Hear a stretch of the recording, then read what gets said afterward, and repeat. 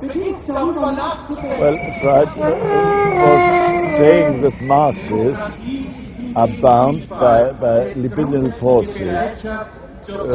They love each other and delegate their ideas and their feelings to the chap on top. What are libidinal forces? What are libidinal forces? Well, forces of love. Not hate? No, hate is delegated to the others outside.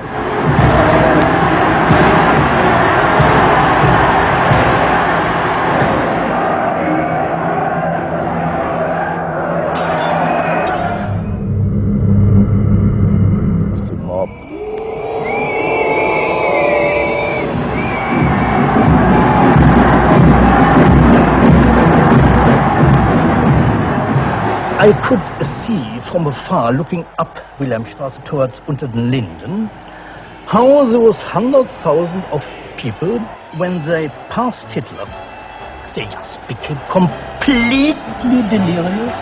They began to shout these cries I will never get out of my ears. Heil, Sieg, Heil. They were demented.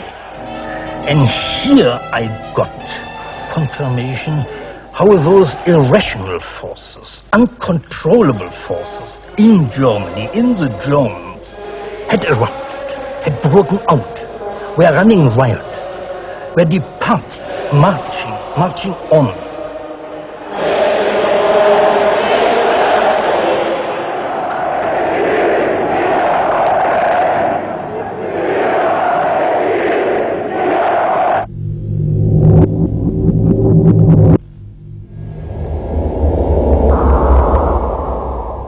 And in America too, democracy was under threat from the force of the angry mob. The effect of the stock market crash had been disastrous. There was growing violence as an angry population took out their frustration on the corporations who were seen to have caused this disaster. Then, in 1932, a new president was elected who was also going to use the power of the state to control the free market. But his aim was not to destroy democracy, but to strengthen it. And to do this, he was going to develop a new way of dealing with the masses. I am prepared, under my constitutional duty, to recommend the measures that a stricken nation in the midst of a stricken world may require. But in the event that the national emergency is still critical, I shall not evade the clear course of duty that will then confront me. I shall ask the Congress for the one remaining instrument to meet the crisis: broad executive power.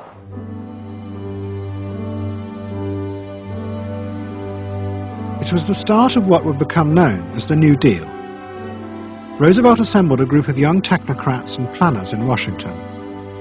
He told them that their job was to plan and run giant new industrial projects for the good of the nation. Roosevelt was convinced that the stock market crash had shown that laissez-faire capitalism could no longer run modern industrial economies. It had become the job of government.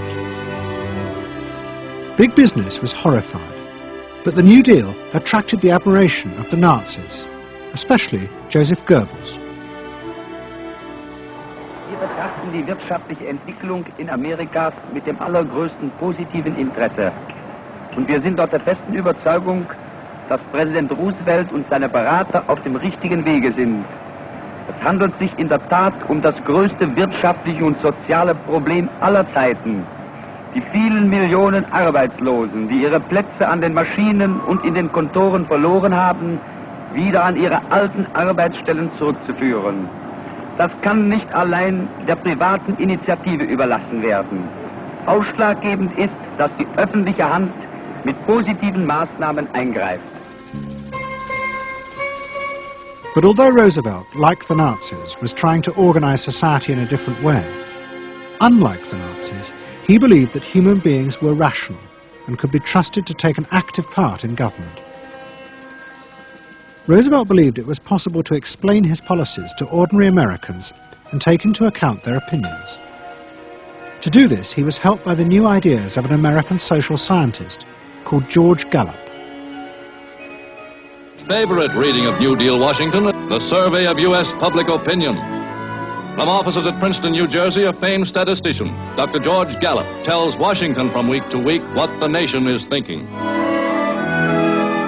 And in New York, Fortune magazine's analyst, Elmo Roper, compiles for publication a continuous record of the nation's approval or disapproval of how the country is being run. Gallup and Roper rejected Bernays' view that human beings were at the mercy of unconscious forces and so needed to be controlled. Their system of opinion polling was based on the idea that people could be trusted to know what they wanted. They argued that one could measure and predict the opinions and behaviour of the public if one asked strictly factual questions and avoided manipulating their emotions. Well, how about this one? Do you think Franklin D. Roosevelt's New Deal has been bad for the nation in general? No, that question's loaded. It automatically suggests an answer. Well, how about this? Is your present feeling toward President Roosevelt one of general approval or general disapproval? That's better. Prior to scientific polling, the view of many people was that you couldn't trust public opinion. It was irrational, that it was ill-informed, it was chaotic, unruly, and so forth. And so that opinion should be dismissed. But with scientific polling, I think it established very clearly that people are rational, that they do make good decisions, and this offers democracy a chance to be truly informed by the public, giving everybody a voice in the way the country is run. I know my father wouldn't necessarily say the voice of the public is the voice of God, but he did feel very much that the voice of the people is a rational voice and should be heard. What Roosevelt was doing was forging a new connection between the masses and politicians. No longer were they irrational consumers who were managed by sating their desires. Instead, they were sensible citizens who could take part in the governing of the country. In 1936, Roosevelt stood for re-election. He promised further control over big business. To the corporations, it was the beginning of a dictatorship.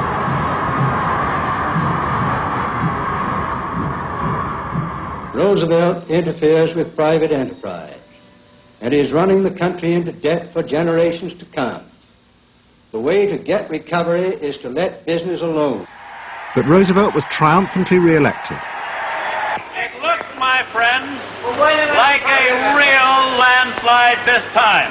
So please let me thank you again and tell you that I hope to see you all very soon and bid you an affectionate good night.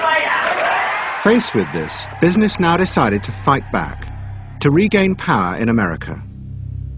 At the heart of the battle would be Edward Bernays and the profession he had invented, public relations. Following that election, business people start to get together and start to carry on discussions, primarily in private, and they start talking to each other about the need to sort of carry on ideological warfare against the New Deal and to sort of reassert the sort of connectedness between the idea of democracy on the one hand and the idea of privately owned business on the other. And so, under the umbrella of an organization which still exists, which is called the National Association of Manufacturers, and whose membership included all of the major corporations of the United States, a campaign is launched explicitly designed to create emotional attachments between the public and big business. It's Bernays' techniques being used on a grand scale. I mean, totally.